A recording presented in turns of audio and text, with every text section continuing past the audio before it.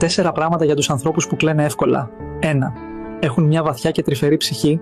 Δεν κλαίνε επειδή είναι αδύναμοι, αλλά επειδή νιώθουν τα πάντα με μεγάλη ένταση. Οι άνθρωποι που συγκινούνται εύκολα είναι γεμάτοι ενσυναίσθηση και καλοσύνη. Αντιλαμβάνονται τη χαρά και τη λύπη των άλλων σαν να ήταν δικά τους συναισθήματα, και αυτή η ευαισθησία είναι που τους κάνει τόσο αληθινούς. 2.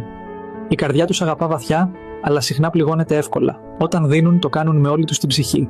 Όμως, επειδή επενδύουν τόσο πολύ στις σχέσεις τους, μπορεί να νιώθουν απογοήτευση όταν δεν λαμβάνουν την ίδια αγάπη πίσω. Κάποιες φορές τα δάκρυά τους δεν είναι από αδυναμία, αλλά από την ανάγκη να εκφράσουν όσα δεν μπορούν να πούν με λόγια. 3.